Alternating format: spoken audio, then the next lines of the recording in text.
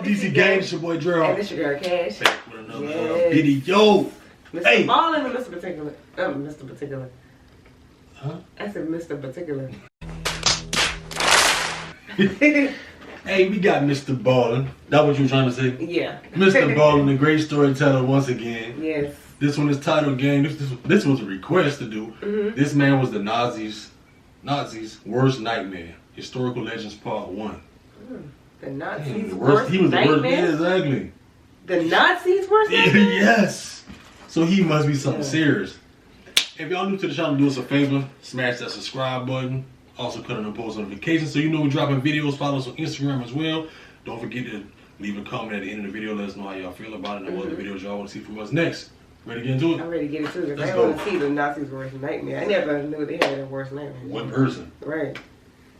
If you Google the most incredible story of all time, this story that I'm going to tell you today pops up all over the internet. And after reading through it, I can totally understand why. But before we get into today's story, if you're a fan of the strange, dark, and mysterious delivered in story format, then you come to the right channel because that's all we do. And we upload 3, 4, even 5 times every week. So if that's of interest to you, please offer the like button a bag of Rebels, but only leave them the coffee-flavored kind. Also, please subscribe to our channel and turn on all notifications so you don't miss any of our weekly uploads. All right, let's get into today's story.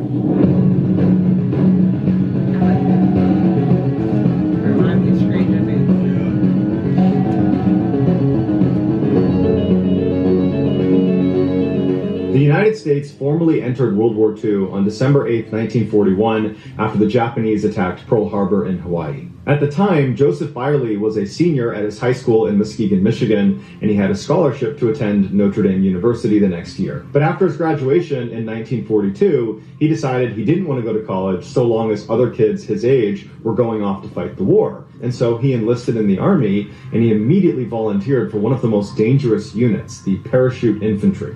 Joseph completed a brutal, accelerated training regimen that included exhausting PT in blistering heat, extended forced marches, grueling full kit runs up mountains, as well as both American and British jump schools. By 1943, Joseph was fully trained and stationed in England and was eager to put his training to the test. But the Allied invasion of Nazi-occupied France, also known as D-Day, was still a few months away. But Joseph didn't want to wait that long, so he volunteered for an incredibly dangerous mission that the OSS was recruiting paratroopers for. The OSS was the predecessor to the CIA. Basically, volunteers would parachute in the middle of the night into Nazi-occupied France with a backpack full of gold. Once they hit the ground, they'd meet up with the French resistance and give the gold to them, and then the resistance would do their best to protect these volunteer paratroopers and hopefully give them a ride back out to England. Hopefully. But by no means was it a guarantee. Do their best and hopefully. You get a ride back out. Oh my God. Because many of these volunteers were killed in the process. This was some hardcore, deep cover spy work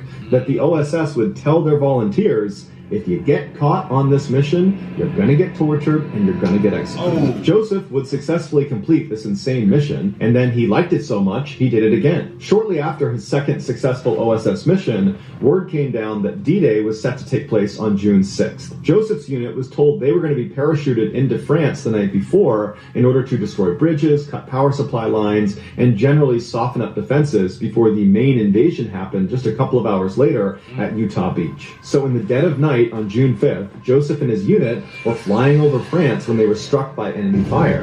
And so as their plane is literally falling to the ground, Joseph leaps out the door when he's only 400 feet off the ground, and he manages to survive the jump, his parachute inflated just in time, but he landed on top of a church where a Nazi sniper was up in the steeple taking shots at all of the other paratroopers. And when the sniper saw Joseph on the roof, he began taking shots at him, and Joseph managed to dodge the rounds before slipping off the roof and running out of sight. Once on the ground, he slammed a mag into his M1 carbine and then began a one-man mission so incredible that there is a plaque inside of the church he landed on that looks like this.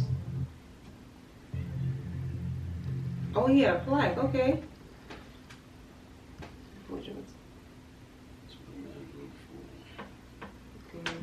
Completely alone, with no idea where the rest of his unit was, Joseph took off running from the church and once again had to dodge more sniper fire, and he eventually made it to the town's power substation, which he blew up with thermite. So he cut the power to the town, and from there he went building to building to building, killing every Nazi he came across, including an entire squad of Nazi infantry that he ambushed with grenades. At some point, Joseph made... Just one person. He took out a squad. He took out a whole squad. With a grenade.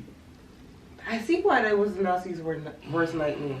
his way over to one of the bridges leading into this town that if he blew up, it would prevent Nazis from sending reinforcements to Utah Beach. But as he crawled through one of the hedgerows, he fell headfirst into a Nazi machine gun nest, and when he turned around, there were a bunch of machine guns pointed at his face, and so he surrendered. Joseph was marched deeper into France to a POW holding area, and as soon as he got there, explosions ripped out all around him. It wasn't clear if it was German artillery or American aircraft, but whatever it was killing both Germans and American POWs. Joseph took shrapnel to the leg and was blown into a ditch, and despite being in excruciating pain, he took this as an opportunity to escape. And so he got up and ran away as best as he could with his injury, and for 12 hours he remained uncaught behind enemy lines before he was ultimately caught again. This time they put Joseph in the back of a covered locked truck to keep him from escaping, and they decided they would send him to St. Lo and decide what to do with him there. But on their transit to St. Lo, an Allied aircraft strafed the vehicle that Joseph was in, and Joseph survived the attack and was able to leap out of one of the holes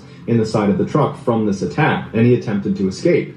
But once again, he was caught. The Nazis finally got Joseph to St. Lo, and as soon as they got there, the Americans launched an all-night bombing campaign on the city. But once again, Joseph narrowly survives. A recurring theme of Joseph's story is that he is repeatedly almost killed by his own teammates. For the next few days, Joseph was interrogated 20 to 24 hours a day, but he didn't give them any information, and he repeatedly called them sons of bitches until they got so fed up with him, they just beat him to a pulp, and he was knocked unconscious and kept in the hospital for several days. For the next 3 months, Joseph was starved, beaten, interrogated some more, and moved to multiple POW camps. He'd be forced to do back-breaking labor all day. At night, he would survive Allied bombing runs, and he would constantly weather hunger, disease, and exhaustion. At one point, he was locked inside of this boxcar with 50 other guys. He could barely move inside of it, and once again, it was strafed by Allied planes, and he was one of the very few people to survive that. In September of 1944, Joseph was moved to a Russian POW camp in Poland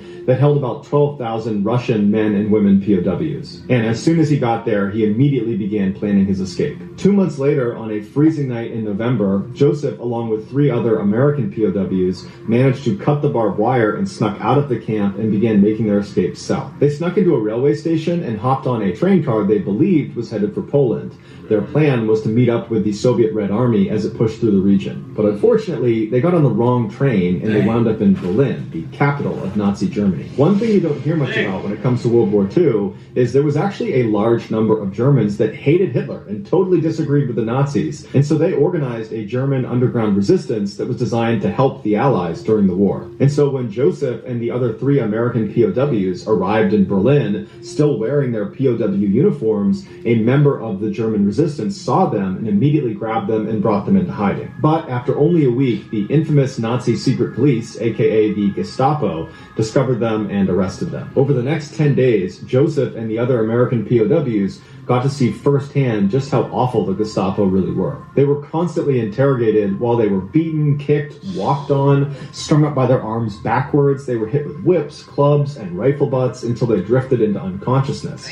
And then as soon as they started to come to, it would start all over again. After those 10 days, the Gestapo turned Joseph and the other 3 American POWs over to the German army, who put them in the brutal prison camp called the Stalag Luft III. Upon arrival, Joseph was immediately sentenced to 30 days inside of a 4 by 5 foot pine box that was too small to stand up or lay down in. Fortunately for him, he only had to endure 7 days because a Red Cross operative from Geneva intervened on his behalf. It would take months for Joseph to get his strength back after being inside of this box, but as soon as he did, he began plotting his next escape. One night, Joseph, along with his 3 American POW buddies, managed to break through a prison wall and made a mad dash for freedom, but the Nazi prison guards saw it and opened fire on them. All 3 of Joseph's friends were killed as they ran, but Joseph got away, only to hear— Joseph is a real one. Yeah, Joseph. It's you know, really, it sounds like a video game, Right. but in real life, that it actually happened for real. Joseph is a strong one. He's strong. Joseph ain't playing with him. Yeah. He was sent here to do it on a mission, and Joseph gonna do what he gotta do. He doing what he gotta do. Yeah. The faint barking of the German shepherds the Nazis had sent to hunt him down. So, in the freezing cold of Poland in January, Joseph leapt headfirst into a partially frozen river and swam over 2 miles down it before getting out and running blindly into the woods. Somehow, miraculously, he managed to reach Soviet lines before he froze to death. And there, he spoke with battalion commander Alexandra Samosenko, a woman who holds the distinction of being the only female tank commander in all of World War II. Even though Joseph spoke very little Russian, he convinced her to let him join her unit. And so she gave him a gun and some ammunition, and she told him what their next objective was. They were going to liberate the same POW camp he had just escaped from. And so Joseph, alongside the Soviet Red Army that he now fought for, turn around and go smash this POW camp. And after the dust had settled, Joseph raided the main camp office and stole his defiant official POW photo that the Germans had... Hey, Joseph looked like he bought that action, though. Yeah. Joseph looked like he... Joseph looked like he... Don't mess with him. Yeah. Boy.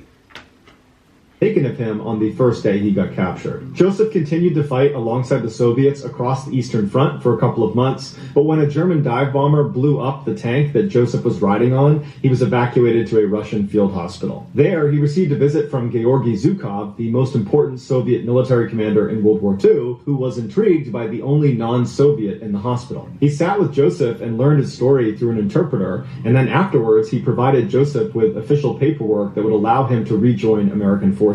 And so in February of 1945, Joseph was sent to the U.S. Embassy in Moscow, but unfortunately, when he finally met a friendly American face, after nearly a year of fighting behind enemy lines, they didn't believe his story. They told him that Joseph R. Byerly had been killed in action on June 10th, 1944, and that they had already had a funeral mass in his honor in Muskegon, and that his obituary had already been printed in the paper. But despite Joseph painstakingly going through his story over and over again, the ambassador just could not believe what he was hearing. And so, worried Joseph might actually be a well-trained German spy, the ambassador sent him to Odessa to have his credentials verified. But Odessa had the same problem and couldn't verify him, so they sent him to Egypt.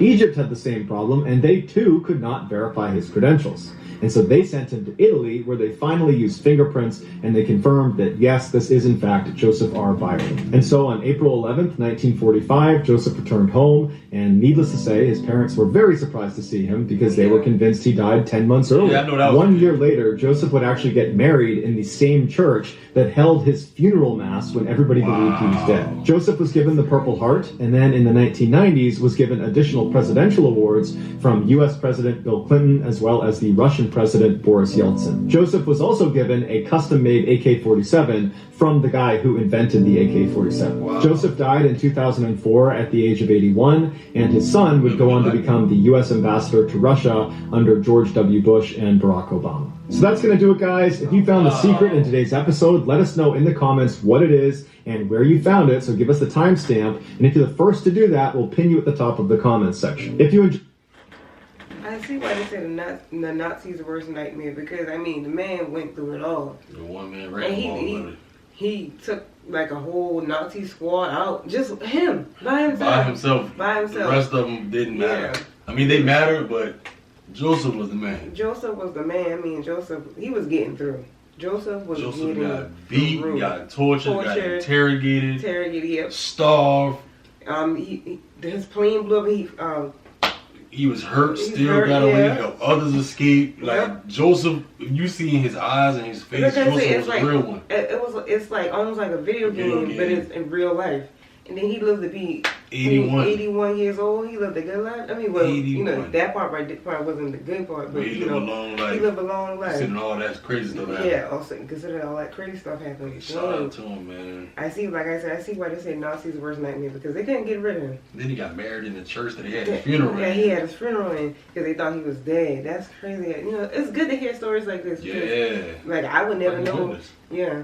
I never knew of him either. Now I know Joseph, big time Joseph. I'm starting telling people I'm gonna act like Joseph when you know what I'm saying? Joseph was it. Billy Bats, y'all know what time Joseph it is. was it, yeah. Most deaf, man. This game, y'all enjoy that with us. Make sure y'all get down in the comment section. Let us know how y'all feel about being Joseph, the man that terrorized the Nazis. Yes. And don't forget, put a like on this video for us before you leave the video as well. And subscribe, click on the post notifications. Other than that, gang, sorry we gotta go. This your boy DreadHawk. And this your girl Cash. Catch y'all on the next one. Catch y'all next one.